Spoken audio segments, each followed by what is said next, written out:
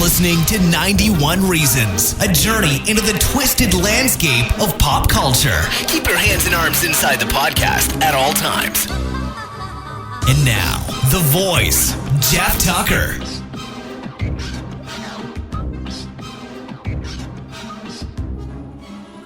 Hey everybody, it's another episode of 91 Reasons. This is Jeff. Not an episode of me just sitting around talking to myself. I actually have someone to talk to today. So I'm here with my good friend Tim Klega. Hello! I've known Tim 20 years now. Yes. 20 years. Can you believe that? That's unbelievable. 20 years ago, they said, hey, this is Tim. Hey, Tim, this is Jeff. You guys are going to be office mates at Knott's. Share an office. And that we said, well, we're in this together. Yeah. So. And now we're like brothers. Yeah, we've gone through hell and back a million times. If you can live through Comic-Con, you can live through anything. Yeah. So Tim knows a guy who stumbled onto an amazing thing, an amazing person. So I'm sitting at this undisclosed, unbelievable location. And as I walked through, I said, this is like walking through an episode of Antiques Roadshow. And I mean that in the nicest, amazing way. Everything here is either advertising or pop culture, which is everything I love. Oh, my God. And we're trading all these war stories. But how did you meet? We're going to introduce Stan in a minute. Okay. How did you meet Stan? So literally it was this. I was driving in Long Beach and came across a sign. That's right. You told me it was just a happenstance. But there was something on the sign. Yes. It was a photograph of Snoopy, and it said, sculptures done in bronze. Of Snoopy. And you didn't know what it meant. Yeah. So I called, said hi, thinking it would be like a phone message, leave a message, make an appointment, come by and visit and see the sculptures. And Stan answered the phone, and I was shocked because it was 9:30 at night. And he's like, what are you doing? And I'm like, nothing. He goes, you want to come and see him now? I'm like, okay. He goes, where are you? I go, don't think I'm a stalker, but I'm right outside. So you called from outside. Literally, I was driving, saw the sign, and said, I'm just going to call and leave a message. And from that point on, we've been friends for years. Okay, so this is Stan, and your last name is Pawloski. Yes. Pawloski. And you are a sculptor. Correct. Yes. But that's such a tiny term for what you do. You make these amazing things. How long have you been in the business? Well, I started sculpting when I was about 6 years old, my mother says. I don't recall really until I was about 9 years old. As far as being in the business, okay, well, originally I was a manufacturer for jewelry for Van Cleef & Arpels, and I had a love for cartoon character stuff, so initially, besides doing this stuff for them, I was asked to do some things for Disneyland, so I started working with the Disney I'm going to move this up here so it's a little closer. The Disney people, and manufactured some limited editions for them in the early 90s, and I had also done some sculptural work for the museums when it was for Mickey's 50th birthday. That dates me right there because he's in the 90s now. So, but and then I was invited by a licensee if I would be interested in coming on up to Santa Rosa to meet Charles Schulz, and it's just like, would I? I mean, oh my gosh, prior to even doing this, when I was much younger, my daughter was just a baby. I would buy a bag of clay, and I'd come home on the weekends, and this was a water-based clay, so it would dry. So I would start working on it Friday night and work sometimes all night long, and then put some plastic over it and keep it in the oven, keep it humid, and then come back and start working and try to finish it by Sunday. The thing about that was sending it out to have it fired. A lot of times it would be destroyed, or broken. Yeah. And anyway, so I went up to meet Charles Schulz. What year was this? This would have been about 91, I believe. Okay. Yeah. And the licensee took me up there, and he asked me to bring a couple of my pieces along that I was making for Disney at the time. And I was just about to enter into another contract with Disney to produce some other pieces, and we already had approval actually on the pieces, and we're kind of gearing up for production actually. And met Charles Schulz, and I understood from other people that he didn't normally come in on those type of business meetings, but he'd heard about me and what I did, and he came on in, and I showed him some of the pieces, and he really liked what I was doing, and right away he asked me, he said, "Would you like to go to lunch?" And I just upped and walked out of the room, and on the way over to the famous Warm Puppy, which is his restaurant at the ice skating rink, we detoured around, let's say, the baseball field and made quite a few laps, and he was asking me a lot of questions, and I told him how it was. I said, I'm not a good businessman. I like to make pieces that I don't have to calculate what it's going to sell for. I just want to make it right.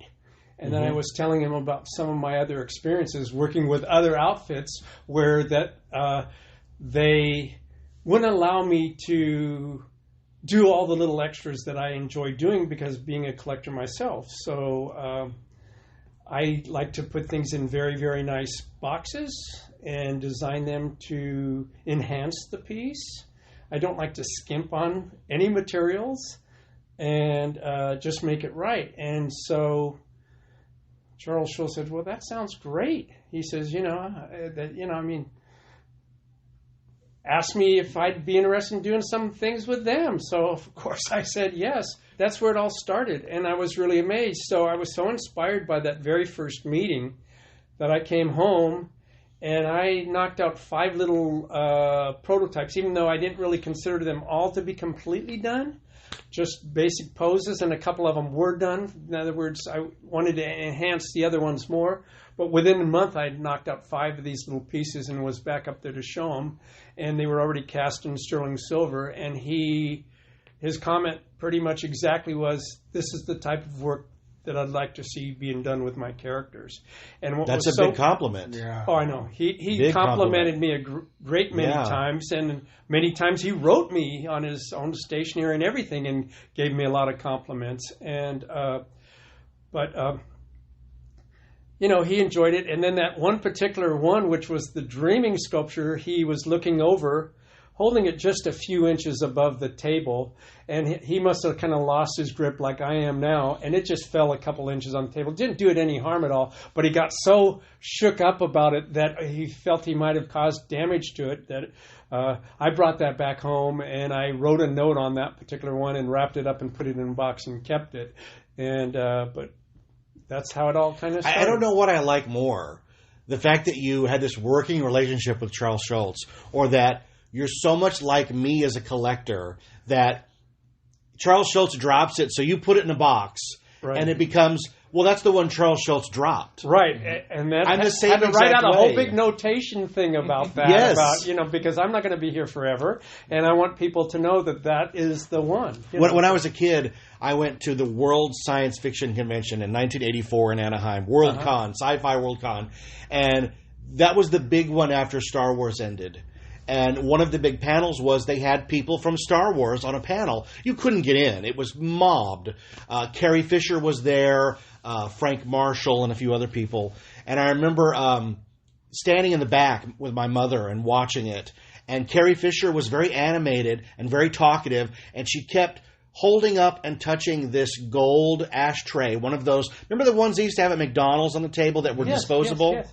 So after the panel, I went up and got the ashtray. Oh, okay. So I have the ashtray that Carrie... It means nothing to anybody but me. Right. But like the one that Schulz dropped, it has a story now. It's not just a thing. Now it has history, Well, from meeting Charles Schulz to begin with and the other people in the office, to tell you the truth, I guess I'm like an archivist or a curator. Mm-hmm. I was really trying to encourage people there to save a lot of these things that are passing through for approvals on licensing. But so many big companies just put it in the trash. Oh, absolutely. How many times have you discovered because we were talking earlier, estate sales and swap meets, and you find stuff that you go, oh, this was not supposed to exist. Right. And your heart races like, I have something here. Right. Oh, yeah, no, that's great. Yeah.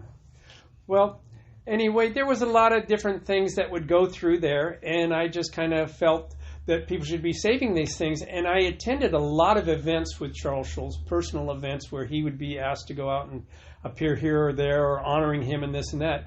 And even Knott's Berry Farm. So, I mean, here we are. I'm just going to pick that one out of nowhere. But so the day that Charles Schulz received his star on the Walk of Fame, we were invited to go to Knott's afterwards for an event there. And Mrs. Knott's had a special luncheon for him and all his entourage and I. And I was sitting right next to him at the table having lunch. And even though it was a set menu, they still had a menu printed and given to us to show what we were going to have. And I still to this day can remember that it was peanut butter and prosciutto soup, which sounded horrible but was very, very tasty. Medallions of beef with fennel. The chef had prepared little nest out of shoestring potatoes, and he had carved squash into looking like eggs to represent Woodstock. And it was amazing. But me, I was so crazy. I get this menu. I don't want to get any stains on it. I don't want to fold it in and put it in my pocket. So the moment I set one aside, I don't want it crimped in any way. I sneak out and I put it in my car so it can remain as pristine as possible. But the other thing to end this story up a little bit was that, so the chef at the very end had made a dessert for us, and he presented a chocolate marshmallow log with a marzipan Woodstock that you could tell he just kind of pinched it together and then dyed it yellow, and then a Snoopy which he then iced over with it to give the colors of white and black. And Charles Schulz looked at it. He and I looked at each other and says, "Well, I'm not really fond of marzipan, but I'll eat the marshmallow log." And he said the same. So actually, I have both of those Snoopy and Woodstocks in the bottom of my freezer to this day. You do not. Yes, I do. Do you really?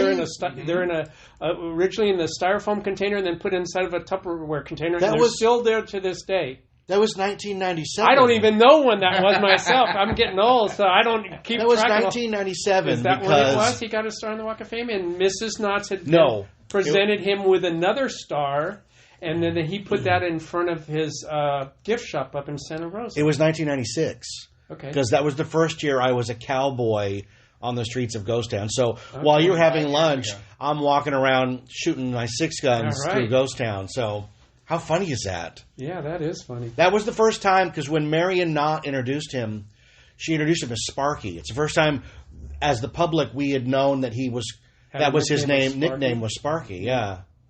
Uh-huh, great.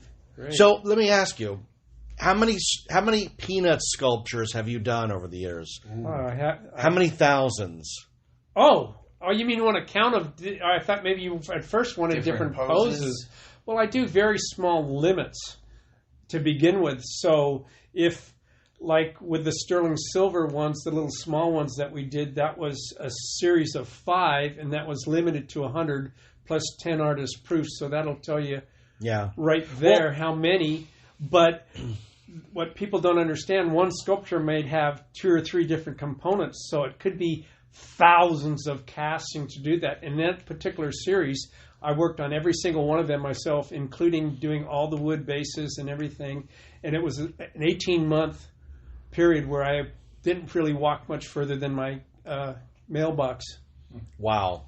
Because we live in an age where this company Funko has sort of dominated the collector world. And you'll see a Funko pop and they'll say, oh, it's limited edition. There's only 2,000 of them.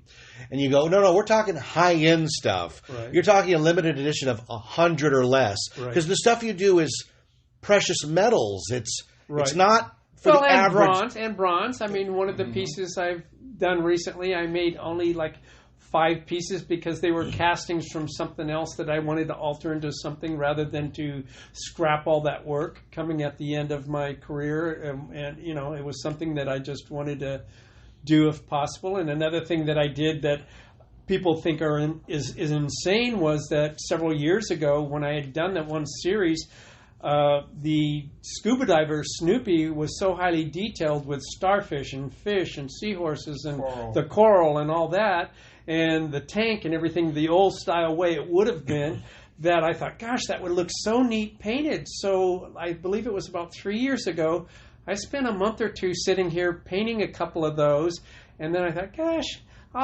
because I had some bronze test castings, and then I thought, well, I'm just going to paint the entire set.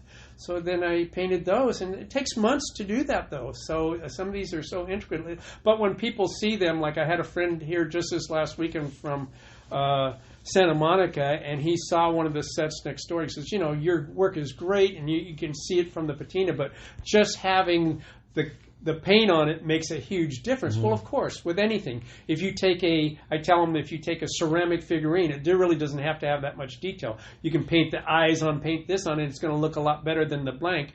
But it's a lot harder to sculpt something where you want the recesses to just hold an antique type look so that you can see these details. So you have to look at it really close to see that if it wasn't for the color. So, who's the hardest Peanuts character to sculpt?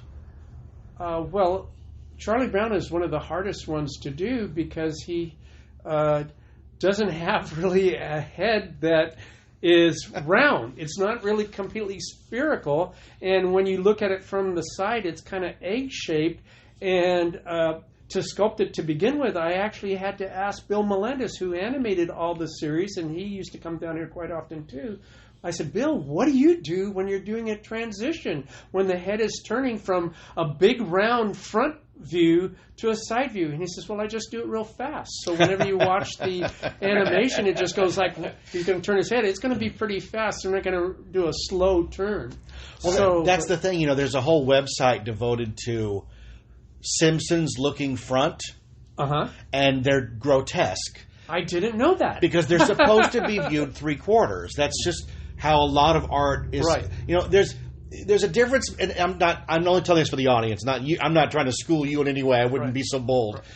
Right. Characters are designed to be looked at from a certain way. Right. But when you're taking them from a drawing to a sculpture, that's a whole nother level. And some characters don't make the transition well. It's very, very hard to do. In fact, when I first met Charles Schulz, too, and in doing some of the work, I asked him if he could do a turnabout for me, which is an 8-point turn of any character, so I can actually grasp it closer to what he wants. From the artist's hand. Right. I'm trying to satisfy any character that I do. The person who created that, I want to make it the way that they really see it in a 3-dimensional form. So without that, it's really a lot harder to do. But also, Charles Schulz, Sparky, my dear friend, would say to me when he would draw, even at his father's barber shop, that some person there had wanted to pay him to draw an 8-point turn on something, and he said he couldn't do it. That wasn't his thing. So he really commended me for being able to take the 2D and make it into a 3D object. I think it's a miracle. Yeah. I think if you take a cartoon character that you're used to seeing a certain way and translate that into a 3D product of some sort, it's hard to do. It is. I mean, look, I collect toys. I'm a toy guy. So I've seen every yes. I've always wanted to design toys myself. I'm shocked you never got into the toy game. Well, and I'll tell you why you probably didn't. I want to do high-end tin toys. Exactly. Yeah. I was going to even bring up the fact that the toys I grew up on were there was a balance between the high-end, expensive toys and rudimentary toys. But if you go on the toy aisle now, they're all terrible. Right. All the sculptures are soft. They use as few paint applications as they can. They don't look like the characters are supposed to look like, which is insane to me in a world where you can take the actor, put him in a tube, spin a laser around him, and then print one out. Right. And instead, I think it has to do with actors won't sign their likenesses away the way they used to.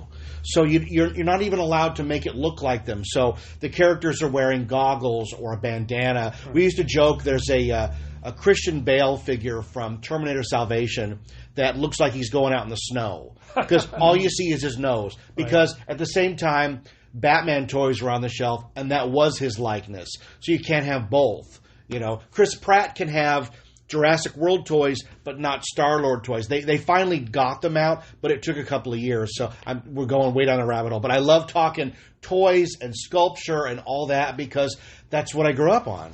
Well, some of my artist friends that were doing sculpture of toys, like for McDonald's and giveaway type things for Burger King and different things like that, I told them, I said, I've always wanted to do toys. And they says, no, don't you even dare, Stan. We're living through you vicariously. Yeah, exactly. You do a whole different realm. In fact, I just got a compliment from another artist for... he's a sculptor, does mainly clay. I haven't been in contact with him for a while, but when I sent out my retirement announcement the other day, he sent me a really nice piece and saying that, what you did was so highly detailed towards anything that I do, So, and I always was going to show him how to cast bronze and different things and stuff like that. I was just looking at some McFarlane toys. They're arguably the best mass-produced toy on the market. But something happened in my collecting. I had kids, and my collecting went way down because you just can't afford it. But McFarlane did a line of Hanna-Barbera figures. And I say figures with quotes because they're really just sculptures. But, man, they are gorgeous. Oh, wonderful. And I didn't know they had them. It was a line I just missed. It's from like a decade ago. But they did Penelope Pit Stop, Magilla Gorilla. And what material did they do? They're plastic. Oh, they're plastic, but, like PVC? But they look like the character leapt out of the screen. They captured it. Yeah, they're really nice. And I love when they do that. Yeah, good stuff. Yeah. So, Charles Schulz, were you there when he decided to retire? Because that was a big moment. Well, I spent the last week or so with him before he passed on. Did you really? Now, if I get into some area that you are not comfortable with, you just let me know, because I'm not here to... I mean, it still wants to make me cry, you have to understand. Absolutely. It seems like to me that it was yesterday, and it's hard to believe that it's been 20 years. I mean, I just completely caved in when it happened. Jeannie Schulz called me about 5 o'clock in the morning because she didn't want me to turn the TV on and discover that he had passed. Oh, that's really touching. Now, I knew he was ill, and I really thought he would rally, to be honest with you. I thought he'd be around for quite a lot longer, 6 months to another year at least. I was really praying. And I had gone up, and his son Monte had even told me, he says, gosh, it's just great that you're here because it's making him get up in the morning, meet you for breakfast. He seems so much happier that you're here. And it was great to hear that, too. It was a very hard thing for me to see. If you saw any of his very last interviews, I still can't watch them because I want to cry. He was such an amazing guy in so many different ways that I can't begin to tell you how personable he was with me, knowing that some of the things that were going on in my life on a whole different level than people get to see me for.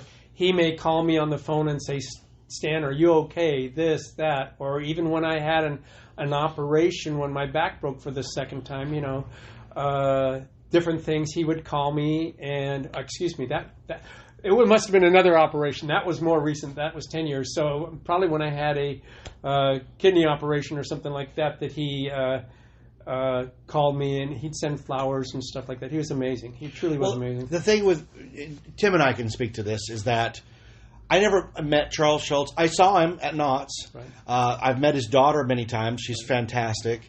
I've met his sons who worked on the film and who take care of the business.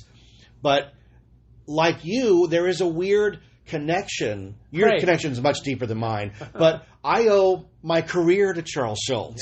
Yeah, right. I feel I do too. Right. Yeah, mine's different though. Too. Mine's less than yours in a way because I never worked with him personally. But when people talk to me about Snoopy and Charlie and Lucy and Linus and Sally and Schroeder and the whole gang, to me they're not abstracts. They're not cartoon characters. those are my coworkers. You know, I work with them. I put words in their mouth. I watch them come alive on stage. So it's a different feeling when I look at the Peanuts characters. They're more like comrades in arms because we've worked together so long, even if it's this weird auxiliary thing, you know. When I see the shows that either I wrote all together or helped write on, and I see them performed, you just glow. Because it's like, that's because I grew up on the Peanuts. Right. It wasn't Halloween until The Great Pumpkin came on TV. Trick-or-treating's great and all, but it wasn't Halloween until I saw Linus sit in that pumpkin patch. It wasn't Christmas until Charlie Brown took that little tree and made it into something. So Christmas time was here. Right? Yeah. So to have grown up and as an adult say, and I'm not flippant about it anyway, but I'm also not boastful. You know, oh, Charlie and the gang? Oh, I work with them. And that's not hyperbole, you know. This is weird to talk about on the show because I don't talk about work on the show. I try to keep them separate. Right. But meeting somebody who works so closely with Charles Schulz and knowing that in some weird way Tim and I took the mantle of that for the theme park world, there's a kinship there, you know. Well, I feel so very fortunate to have been able to work with him and thankful that I had the opportunity to do so many different things. He took a great interest in my work, and I was just really surprised at that, but we also hit it off as friends, and I actually traveled with him when he returned home to his boyhood home for the 45th anniversary. I actually encouraged him. I remember being at the site of where his father's barber shop was years ago, and it had become a pub called O'Gara's, and someone had leaked it to the public that he was there. And so there were so many people, and he didn't want to face the crowd. So I just said, well, let's sneak out the back door, go through the kitchen. So as we're walking down the alleyway, you know, there was a back entrance way up to his apartment. And he says, oh, that's the old entrance to the apartment when we lived up the stairs. And I said, well, let's go up and see it. You know, and he goes, now? And I said, when are you going to be here again? You know, so I went in and got the key, came on back, and we went on up. And one of the very first things I believe that came out of his mouth was, she is so much smaller than I recall it being. And I said, well, you were a little kid then. You know, it's always going to, you know, that's what happens with toys. I noticed that I had packed away when I was a kid, and I pick it up now, and all of a sudden it's so much tinier because my hands have grown so much. The same thing. And so, but while we're there, I'm always on the side of the collector, being a collector myself. So I've always tried to encourage them to kind of pay back for this guy allowing us to come on in there without any notice. I mean, it was just the busboy that worked downstairs, and he didn't get a chance to pick up or do anything. So I didn't push it, but the guy had turned to Charles Schulz, had a pen in his hand, and said, well, would you mind, since I let you in here, to draw on the wall something? And I remember Sparky actually taking it out of his hand and then kind of like staring at it, and his words pretty much as close as I can recall was, even if I wanted to, I wouldn't be able to with this. And to me that left him wide open because I had my camera case with me, and I said, Sparky, I got a Sharpie in my camera case. So that was my way of seeing that this person got paid back for that.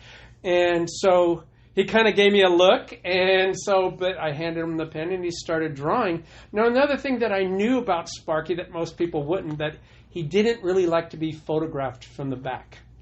Who would? I mean, I wouldn't nowadays. I mean, I'm very thin back there myself. I shock myself when I look in the mirror. I don't like being photographed from the front. So, well, that's the same thing here. I've got a great face for radio. You know what I mean? Somebody asked me about wearing a mask. I said, "Oh, I don't mind at all. It takes the pressure off 50% of my face." Yeah, mine's for public. Yeah, I'm doing this for the public. I'm doing a so he's drawing all this, and I feel that I'm taking such historic pictures, though. I knew that when he'd hear the click, because this is a 35 millimeter camera now, long before digital, I'm also literally praying because I'm not used to doing any really distant shots of people. Most of the time I wouldn't be able to adjust the aperture fast enough. It sometimes would be cloudy, for that. I'm used to doing close-up photography of shiny little objects, sculptures, and they stuff don't move. Like that. And, yeah. So I'm just praying that this comes out. And then the moment that he was done, I said, Sparky, look this way. And I prayed that came out. And it was just the most fantastic photograph that I think, and historic, that I believe I'll ever take in my entire life. What did he draw on the wall? He drew a Snoopy with hearts around it. And it was just like, I didn't ask him to have to move in closer. I mean, he literally is just putting the cap back on the Sharpie. He gave a great big smile, and I snapped it, and you can see that photograph next door. It just came out after. You showed it to me last time I was here. Great. I remember that story. Yeah, so... Hopefully that drawing's still there. It's not, because Aguera's is not even there. It's been leveled to the ground. The whole building's been leveled. Maybe somebody cut it out. Oh, yeah. I do know that it was cut out, actually. Oh, good. I had heard that the actual... Unfortunately, for the busboy, though, unfortunately, he had said something to the employer and owner of the building that's what he did. So immediately it was cut out. Of course. The guy should have asked for something on a piece of paper. There's a poor guy in England who lives in a historical building, and Banksy did a stencil on the side of the building, right. And the city told him it had to go. And he said, no, I'm going to cut it out and sell it to a museum. And they said, oh, you can't.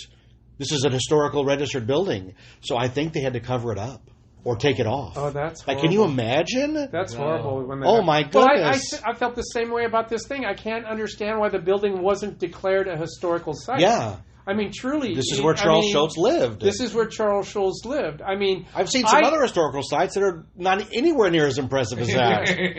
Certainly not with art on the wall. I mean, literally. I would think that they could create such a draw for that place. And I mean, if I owned the building myself, I'd try to restore it back to a barber shop, a pharmacy, and museum, and have some shops in there or something like that. People are short-sighted and they don't see the value in art and more importantly the value in emotion. Right. And what a drawing like that, and a story and a photo, and imagine you walk up and they've got a frame, a plexiglass frame over the top of it, and then next to it is the pen in a little holder. I mean, there's history there. Well, I even supplied Aguera's with a photograph of him, that same photograph that I took while he was doing it. So, to give him the provenance. So yes, that's fantastic. Yeah. So, how long did your relationship? Because it still goes on, though. You haven't ended a relationship with. No. With Peanuts. In fact, I've gotten emails from Jeannie Schulz, Judy Schulz, and Craig Schulz just since this last Tuesday when I announced my retirement. Judy had even remarked in saying she fondly remembers the times where I used to sometimes stay with them for several weeks up there. I was teaching Charles Schulz's granddaughter, Lindsay, on how to sculpt. So there's a lot of pictures of her. I believe she was about 12 years old then, and she's gone on to be an artist. She loves doing modern art forms. So she's graduated from Otis and CalArts. Wow. And you were the spark. No, they have to have that spark on their own. You can only try to mentor them and encourage them, and also tell them that it's. You have to sacrifice. That's what I tell a lot of people. If you're going to be an artist and you're really going to do this, you have to learn not only just to persevere, but a true artist has a passion to where, I mean, I would wake up in the morning and I would just go all day long. I mean, and not stop to eat or drink or whatever. See, I'm a writer. And when I show somebody a book, and that's an artist people will tell me, oh, I've always wanted to write a book. And I go, oh, no, you shouldn't. I'm very honest. I go, you shouldn't. Oh, well, they told me the same thing about... Yeah, you'll never make any money at doing your sculptural work. Mine's not even about money. I go.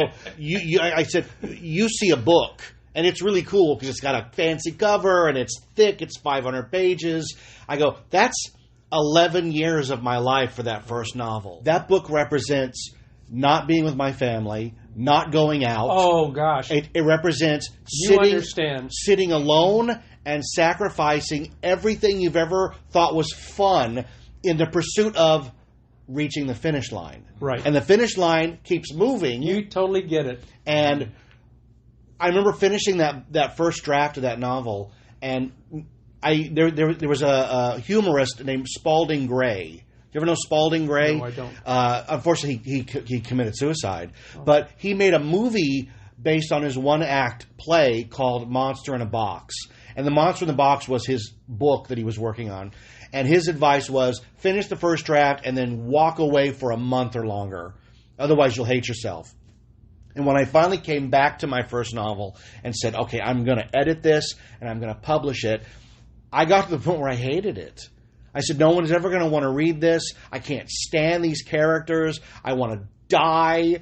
And then it turns around and you start to like, oh, wait. I made something. It exists now as a thing. Right. And then when you finish it, and then it only clicked into me much farther down the line where we had printed out copies, we went to a convention, and we were selling them. And they were $20, and they weigh about, what's my book weigh? About 4 pounds. You know, it's not maybe a pound. It weighs a pound. 4 pounds if you're buying the set, because right now there are 4, and they're all the same size. But I had a little girl come up, and her father turned to me and said, this is all she wants at the convention. And I said, but they have toys and costumes and art and plush and T-shirts. And he said, no, she's walked around and she wants your book. And I was crying. I was like, this is why I've done it. Because, you know, my own kids won't read my book, but this stranger kid will. Yeah. And then, no joke, the next year she came back to the table and said, oh my God, there's a sequel. Well, I want that too.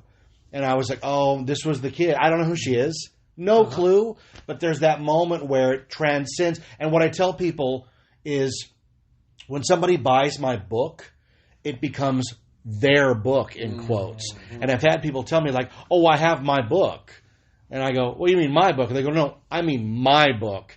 And they'll show me a tattered copy that they've read 6 or 7 times. And I just go, oh my God, it does matter to people. How wonderful. Because when you're sitting alone, making sculpture, art, painting, music, text, whatever it is, you have no concept of how it's going to escape you. Right. But eventually it does. And you also don't have a concept of how it really affects so many other people. And that's what's really great to hear years later on. Like I've received so many emails in the last several days, how something I did 20, 30 years ago now had inspired somebody or affected them and brought joy to them all these years. Yes. That's what I try to tell people.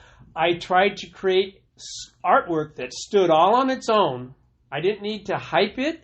I didn't even sign some of my earliest pieces at all. I don't know if you knew that. I didn't even start signing it with my signature until probably about 2004. That's amazing. And I would just use my logo.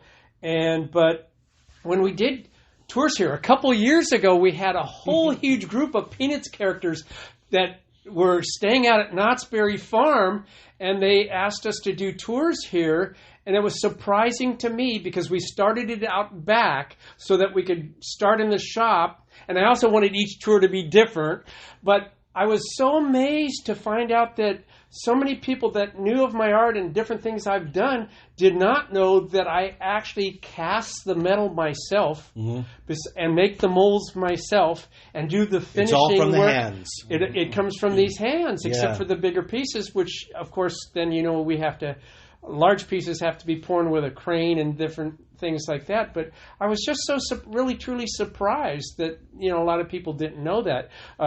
Back to the tours, though, I mean, we also had the guy that was Arnold Shapiro, who had first introduced the Peanuts characters to Hallmark cards. I had him here for one of the tours. And I had set up my whole front shop with different little pictures and different things to remind me so that on each tour, even though some were similar for similar stories, each one still had a whole bunch of different stories. So I'd look at one thing that would be photographed there, and then I might say the story of, oh, well, this is the desserts from Knott's Berry Farm. And this is the letter of when I was back for Congressional Gold Medal of Honor for Charles Schulz that I was invited to the Library of Congress. And this was what the woman showed me before it was even known that to have existed.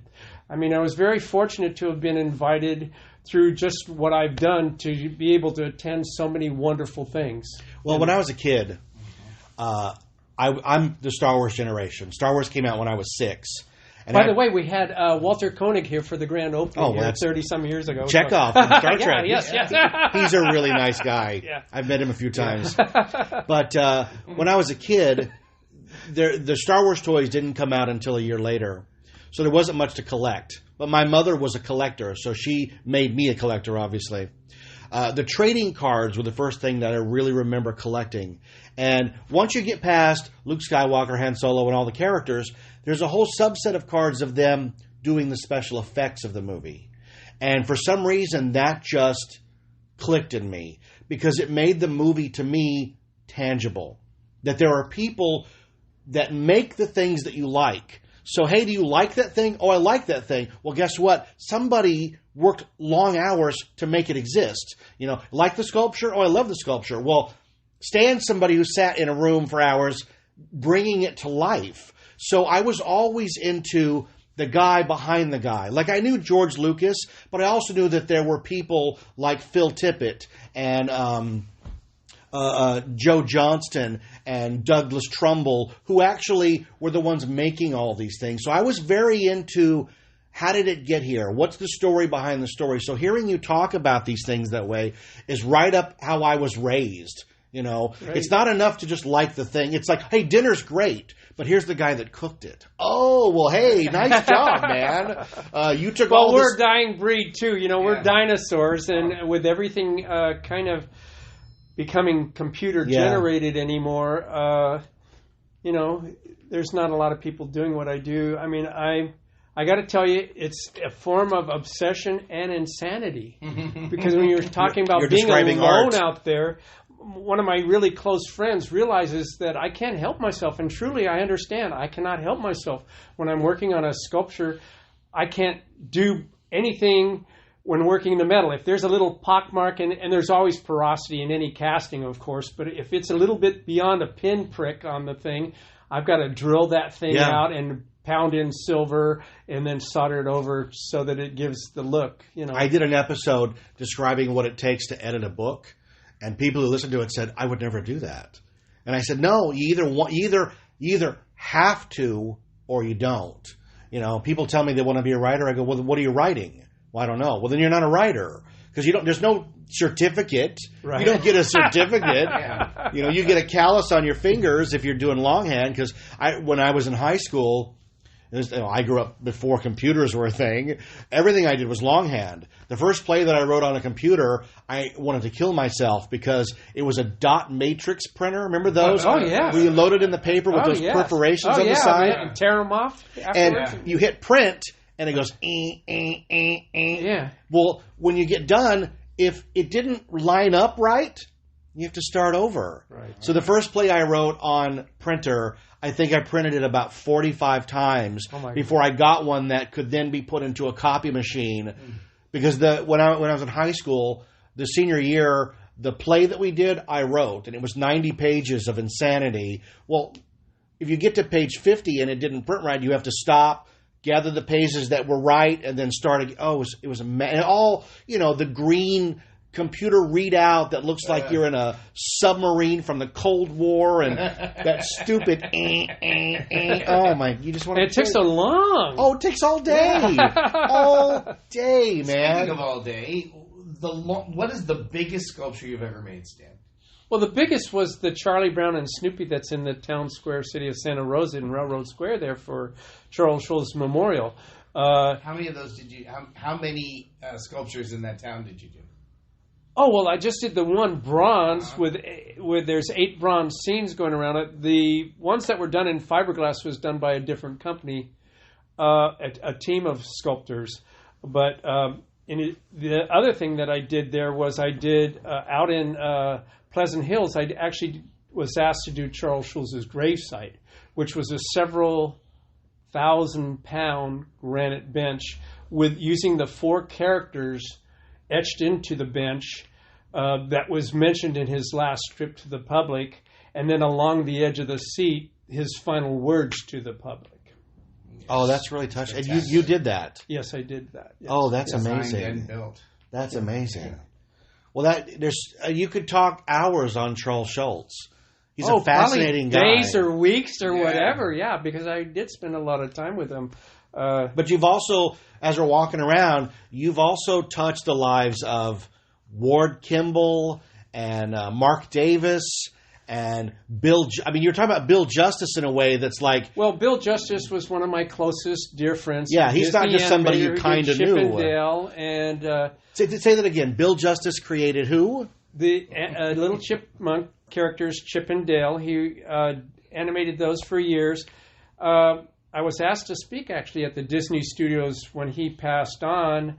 I was really quite surprised, but they told me I was his very best friend, you know. So in speaking about him, through all the years of him coming and sleeping here almost every weekend on the couch, for this went on, oh my gosh, I can't tell you how many years. Even when I lived at my other apartment on the ocean, he came there. And but he was a guy that was so multi-talented. Not just could he draw and animate, you know, he was the only guy that went from the animation department over to Wet Imagineering with his assistant, Exitencio. And he designed costumes for when Disneyland first opened up. He was programming the audio automatronics. Oh my God. And he we was all know cutting the disc to create the movements of these things, although very herky-jerky in the beginning, Lincoln and all this stuff. That was not... There wasn't computers to do this type of stuff. He also had created a way of doing stop-motion photography better than a lot of... So all those characters in Babes at Toyland, those little marching soldiers, Bill actually created and would sit there moving each one of them one little bit, and then he'd say the photographer would be there and do 2 clicks, and then it'd be another hour or so before he could get them to move one more little movement. Yeah. And then, you know, if he got, I think he said something like 12 to 18 inches of film a day, that was a lot. Wow. Yeah, stop motion was... At this point, it's a dead art form, other than a couple of really good studios that are doing it. Right. Leica is doing... I mean, their stuff's stellar. Oh, my goodness. And then Henry Selick, who did Nightmare Before Christmas. But again, you're talking right about my childhood, because those Ray Harryhausen movies that came out, The Golden Voyage of Sinbad and 10,000 Miles to Earth and all those movies, oh, my God. Because again, you're talking about where you can open up Starlog or Famous Monsters of Filmland and see the guy with the model making it do all this stuff. And as much as I love the magic of the movies, man, I love the idea that thing exists somewhere and somebody made it work and made it come to life. Oh my God. Well, with computer animation, you can do so much more special effects. It's boring. But Bill was also known for doing the scene of the original Mary Poppins where all the clothes jumped back into the dressers. Yes. And the whole room straightened up itself. You know, and that was all done with fishing line and stuff. Oh, my God. And so, you know, he did things like that. But when I did speak at the Disney Studios about him, it was amazing because people worked side by side with him, and I actually recalled more of the stories or knew more about Bill than they ever knew. So they'd even come up to me after I was through talking and saying, gosh, you know, I didn't even know all this stuff about Bill. And, you know, Bill had learned so many different things and made the company a whole better place, let's put it that way, because he did so many different things. That's all I can say. He was so multi-talented. He was a magic creator. Yeah. He created magic. Disneyland is the first example of let's apply art to people having a good time in real world. Right. You know, because up until that point, you take Knott's out of the picture, because Walter stumbled on it by accident. You know, he invented the theme park by accident. Right. But up until that point, they're just amusement parks. They're just rides in the ground, and here's a guy selling popcorn, and you can feed the ducks, right? What were you saying? Carnies, well, right. I think it was because he would take, from what I read at least, I didn't know Walt personally. I wish I missed him one time just by a few minutes when Did you really? Yes, at a restaurant as a young. I'm going to lose my original story here, but I'll try to explain it to you. I'll go off on this one first. Well, my father, after church, sometimes would take us to a steakhouse. And even as a young boy, I was drawing cartoon characters, and very often I would do the Disney characters. You have to realize this is before, Charles Schulz actually strip had became as popular as it did. This is in the 50s. So I would be drawing on the placemats, and one day my father was taking me there, and the waitress come running on up and says, we're just hoping you would have been here 5 minutes earlier. And my father said, why? Because, Walt Disney was just here, and your son is always drawing Mickey Mouse and Donald Duck and all the characters on the placemat. I'm sure he would have loved to have met him for a minute. And knowing what Walt really liked as an adult even, knowing that he loved to go out and tinker in his shop and create miniatures. I always had such great love of miniatures my entire life. I don't know where it comes from, but from the very beginning, I've loved little miniatures. The smallest sculpture I've ever done actually is Snoopy holding a bouquet of flowers, and you can count every little leaf on each petal, and it's only 1/2 inch tall. And I used to do little miniatures for the Doll City out at Beach Boulevard, down from you guys years ago. Yes. And Mott's miniatures, I didn't make them for them, but I always loved going out there and seeing that as a child. I think maybe that's where my inspiration was derived from. Mm-hmm. And I mean, I remember that one setup where I'd go, look, that miniature TV. It's just like, 2 inches, you know. So. That TV still exists. Does it? Really? That's fantastic. I met a guy named Ken Stacks who owns Stacks Liberty Ranch, and he's putting together a theme park museum. And part of that museum is as many of the original Mott's miniatures as he can get. And he does have the TV, and it's being restored so it'll work. Wow. And I saw pictures of it in his new book. And there's not every day you're reading a book and you go, wait a minute, you put the book down. That's the actual one I remember as a kid. Yeah, no, Mott's Miniatures was a big part of my childhood because my mother liked going out to Knott's to shop. Right. And we would go into the Western Trails Museum and Mott's Miniatures. Right. And I can only describe it this way. My childhood was totally bizarre. Like, unlike anything you could even imagine of weirdness. And I was attracted to miniatures because I could control that world. You know, you make a shoebox and you put... We had 2 or 3 dollhouses in our house, and it was never a stigma. There was no stigma of, well, that's for little girls or boys. Oh yeah, no, I loved my miniatures, and eventually the dollhouse was inhabited by Luke and Han Solo and Greedo and Walrus Man. But no, I totally get all that. We used to go out to Hobby City to the miniature shop, and I loved. Well, I supplied all of them. In fact, I just recently found a whole lot of the little molds and pieces that I had done years ago, and I finished up some of the little miniature bronzes. They weren't more than a 1/2 inch, 3/4 of an inch, and they might have great detail. In fact, one of them I meant to pull on out before you guys got here to show you. It's something that really looks like Knott's Berry Farm, where it's a miner holding a pickaxe over his shoulder, and then with a lanyard or a rope going down to a little donkey, and the whole thing's not 3/4 of an inch long. That's fantastic. One of my favorite things at Disneyland when I was a kid, because I was never into thrill rides. Thrill rides, my stomach, I can't take it. You know, it's funny. People always laugh. I work at a theme park and I don't go on roller coasters. I'm not that guy. But Disneyland always had those amazing window displays. Yes. Right. And it was always a treat to go, what's it going to be this time? Because they would change them up. Now they're all animated and they're amazing and they do stuff. Right. They spin around. Yeah. And open up but back when I was a kid, they were static and they swapped them out. Right. You have a window display we were just looking at of a centaur from Fantasia. Now, it's not a Disney Main Street window, but it is a window display. It would have been a store display for anywhere. It was probably in a shoe store or department store, wherever they sold hosiery, because it's from Hummingbird Hosiery. And it would have been supposed to have been returned. Anything like that in that era, like even the posters for movies were supposed to be returned, but do you think they ever made it back? I don't think 99% of them, most of the time they'd end up in the trash.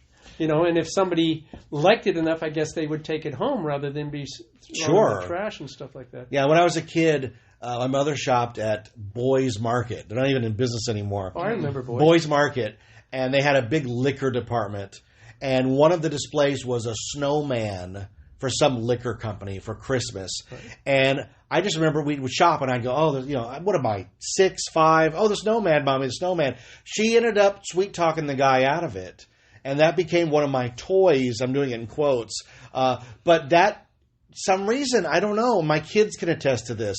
I love store displays, window displays, sales banners, I have a soft spot for. We're in the same league here. Yes. Good spirits. You have no idea what's packed away as what I call future collectibles that have never seen the light of day, yet they've been packed away for 40 or 50 years. So I have a soft spot for countertop displays, and even more so if they hold the product. Standees, yes. I love that kind of stuff because it just goes to that, well, you're not supposed to have it. Well, then it's like, oh, it's a red flag. Then I have to have it. Right. I will buy any kind of plexiglass display, cardboard holder. My kids laugh at me. I have the Karoker Ochre Opie frog from Knott's when they sold it. I have costumes from stuff that you're not supposed to have. I love all that stuff. And it's not like it's contraband, right? But it's more like, well, they didn't make a lot of them. Right. You know, I made friends with a guy at a movie theater when they re-released Back to the Future in 2010 for its 25th anniversary, and each theater got one banner, this beautiful vinyl banner. It's like 8 feet long. I was like, who's in charge of that banner? And they said, there's a guy of a guy. I said, give him my number. And no joke, he called me out of the blue one day and said, hey, I'm the janitor. And I have all this stuff. And I said, well, let's make a deal. So we made a deal, and I have that banner. It's one of my favorite pieces of all time. Oh, great. Wow. Well, like I said, I loved miniatures. I don't know what the attraction was, so I like to do the detailed pieces. One of the things I've always actually wanted to acquire, and most people wouldn't even know it if they saw it, was that Walt loved to tinker out in his little shop, and I guess he designed a little pot-bellied stove like over there, a little miniature that was about 5 or 6 inches tall. Did you know this? No. Yeah. And I guess he took it somewhere and had it cast. And that's why I knew that if I would have been older when I met him and doing what I'm doing now, we would have just like, bam, hit it off so well, because he was so much into that and was making things. And he, of course, you've heard of him having his miniature train out of the house. Yeah. And, legendary. So. But Walt was also a guy who said, well, let's not talk about it. Let's do it. Mm-hmm. Let's figure a way to. Forget the money. We'll find the money somewhere. My kind of way of doing things. Exactly. That's a lost art now because everybody's concerned with the bottom line and how many units is it going to make. Right. You know, Tim and I are lucky. We work for a guy who says, no, I don't care. Don't talk about money.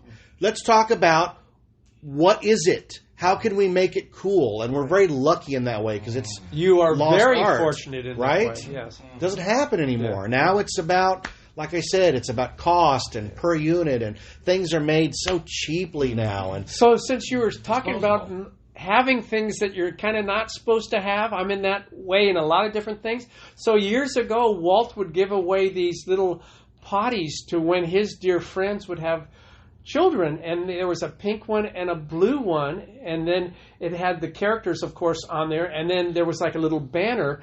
Well, these were all glazed and, of course, made in advance, and then whenever a child would be born, they would have an artist come back, and you just use cold paint enamel and paint the child's name on there. Well, but I have one of each of those, but not only do I have one of each, I have the original prototype one. Oh, get out of town. That's in my bedroom display case there. That is so cool. Yeah. It's actually unfinished. They didn't bother to paint the inside because it's just for the outside look for presentation. So.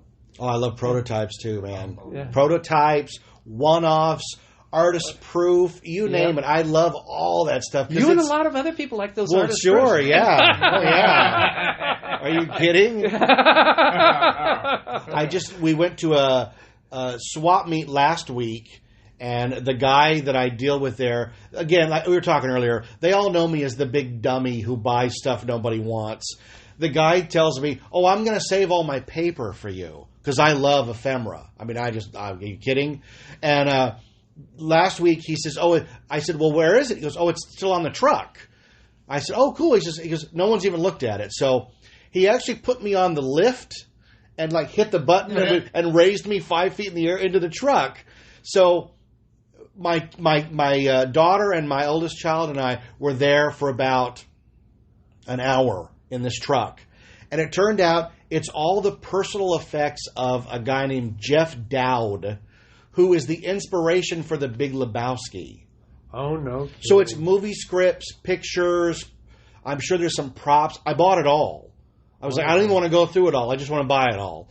But no, I love all that weird stuff. I have some stuff from a movie called Fern Gully. You ever heard of Fern Gully? I've heard of it, yeah. Yeah. And I can't recall it exactly. It was made in that sweet spot of late 80s, early 90s of Earth Day, where everybody was going to save the rainforest movie. I wish they'd do that now. Yeah. Yeah, well, right. It went out of fashion. Right.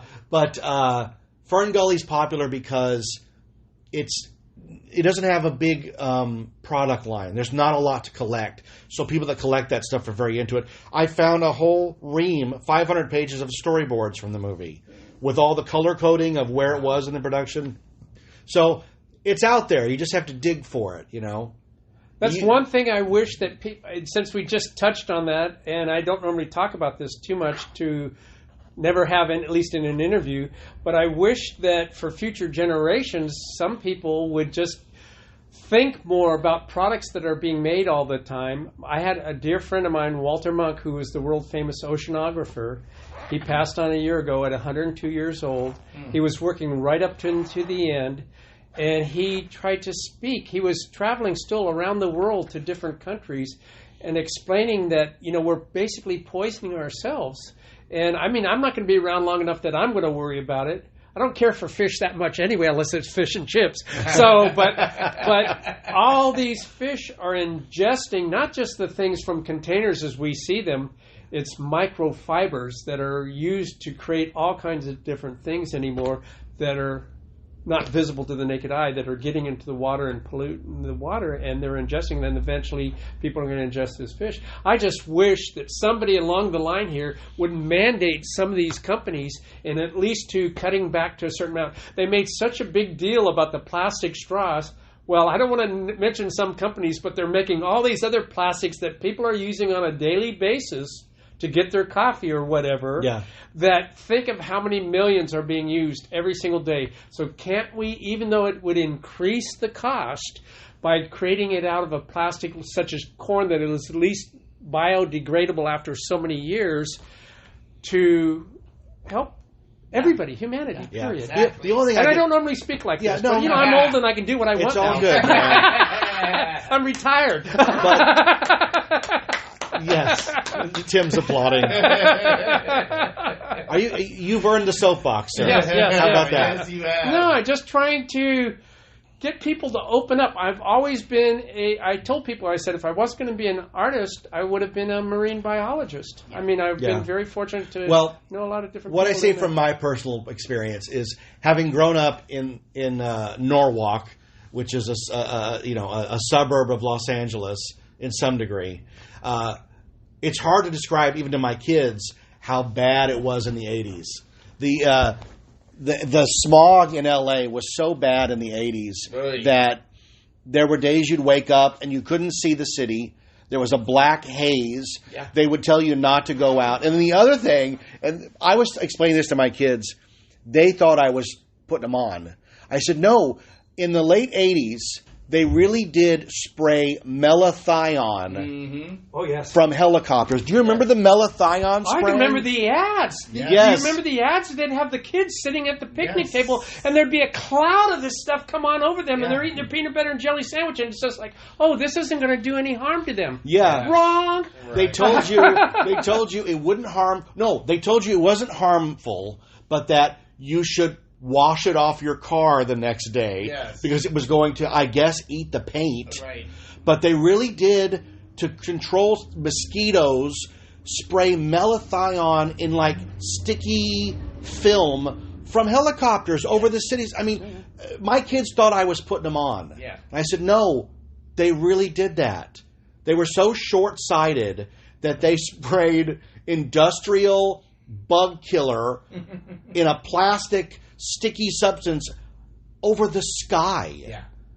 Well, people of our generation, I know I'm a little bit older than you, but people of our generation, I often get together and we're talking and think about all the silly things that were kind of spoon-fed us as a youngster, to So we wouldn't be fearful of things like when the atomic age was going on, just duck and cover underneath your table. Exactly. And that's going to save you. Yeah. You know, or you're walking along the street and just lay down next to the building, you'll be okay. Yeah. You know. As opposed to the idea that everything will be obliterated. Right. Yeah. You know, well, there's a line in Fight Club where he says, well, you know, if the plane's going down, they tell you to put that oxygen on so it'll calm you down. It doesn't do anything other than calm you a little bit, so that when you hit the ground at 100,000 miles an hour. Yeah.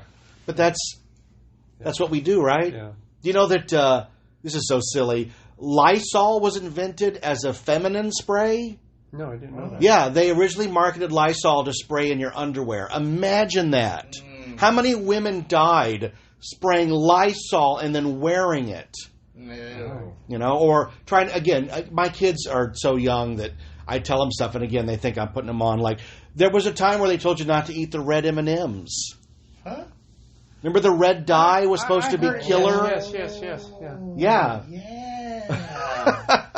Or when they renovated my church, they had volunteers come down to pull the asbestos out of the walls. And didn't use anything to No, cover of course their not. face, probably. Why should you? It's you just pulling the asbestos out of the Or walls. go outside and breathe in the brown air. You know. So we haven't gone far enough, but we have come a ways. Right. And that's the only solace you can take. Well, this has been an amazing hour, my friend. Your stories are stellar. I feel we could do 3 or 4 more without even skipping a beat. Oh yeah. Yeah. I don't think that we'd have a problem. Well, I thank you for inviting me here. We've done it social distance for anybody concerned about that, and I'll put that in the show Yes. notes. Everybody's masked Wearing up. masks when they arrived. Yep. And we've done this at a distance. So if the audio sounds a little distant, that's on purpose. But this is an amazing lifetime collection of not only art that you've collected, because you have pieces that are astounding, but art that you've created, which is even more impressive. Thank you. And been gifted. And been gifted. Yeah. Yes. Yeah. Amazing, amazing stuff. The first time I came here and you were giving me the nickel tour, each time you would go, oh, there's this You should here. ask for the dollar tour. Yeah. Then you'd be here for at least 4 to 5 hours. So I tell people that's the minimal amount of time you'll be here normally on the Nice. first Hey, day. That folks- is actually the average. Folks, he's not Nice. kidding. Wow. Because everything he pulls out is more impressive than the last. Pieces of art, one-offs, artist proof, stuff that's unfinished, stuff he's gonna finish. No more gonna finish. It's done. It's You done. have it. I'm done. You're done. Because, Stan, you're what? I'm done. I'm retired. Yes. Let's end on a piece that really made an impression on me last time. You showed me a letter from Charles Schulz, or a woman had written to Charles Schulz. Yes, that's the one I was speaking about that was shown by the Library of Congress.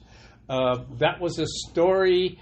The way that I understood it, it was received by them, by the woman on her deathbed. And a lot of people are under the assumption if they have something great and unique and maybe possibly historical in their mind, doesn't mean that the Library of Congress would be interested in it at all. So they were interested in this letter. From what I was told, and you can get the gist of the whole thing just by reading the letter. Apparently, this woman had several friends. Maybe it was a bridge club or something like that. But in the early characters, there was a character called Charlotte Braun, and very much like Lucy, very kind of cantankerous and everything else. And the people wrote in to say Charles Schulz that they didn't really care for her that much. And so he wrote back to them, responded, all handwritten. You know, this is like within, I believe, 7 or 8 years of him drawing the original strip and starting it, and saying that, well, basically, okay, well, just so you understand, I draw quite a few weeks in advance, which most of the time he was about 6 weeks in advance, so that it would be printed and be distributed in the newspapers and stuff. But the only way that he would redraw that character if somebody else wrote in then and saying that they liked her. But he also wanted to say to them that, I hope you understand that you and your friends will have the death of this poor child on your hands. And then there was a drawing of the character with an axe in its head.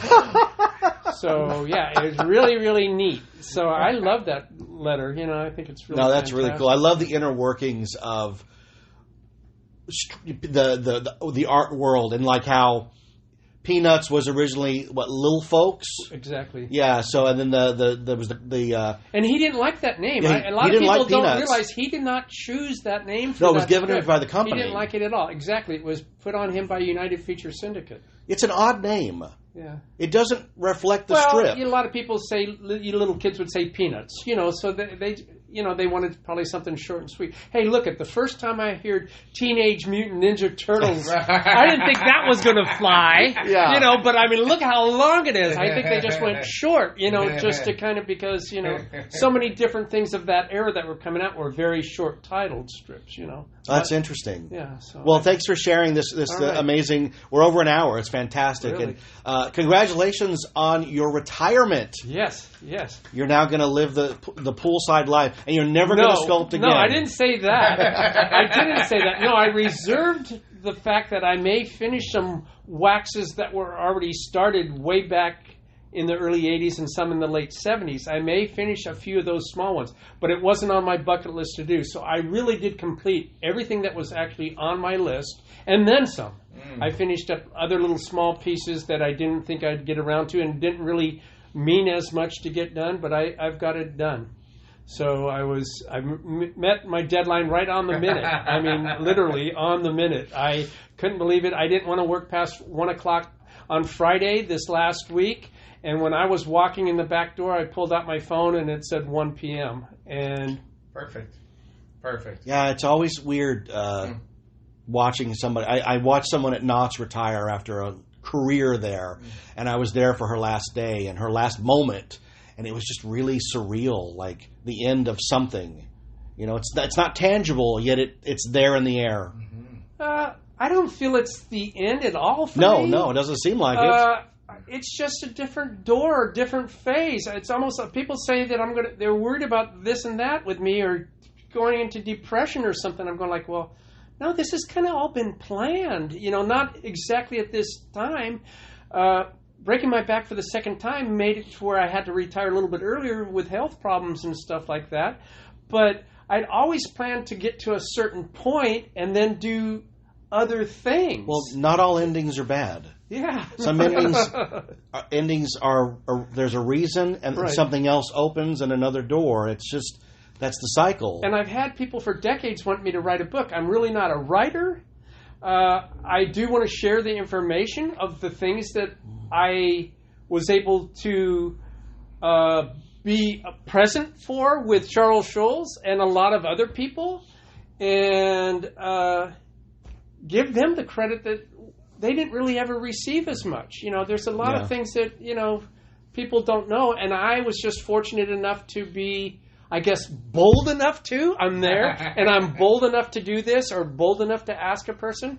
I mean, I have a great story with Ward Kimball. We can do that in the next thing. But I mean, Absolutely. He was just such a jokester that's, he pulled pranks all the time on people. And I asked him about it one time. So anyway, that'll be part 2. I love it. A sequel. Yes. Well, thanks again, Stan. All and right. We're going to sign off here from this amazing collection of stuff. And thanks for coming on the show. You're welcome. And this is, you want to do the name of the show, Tim? What's the name of the show? 91 Reasons. There you go. Thanks for listening to 91 Reasons. Please subscribe and leave a review on iTunes. Find us on Facebook. Is anyone even still listening?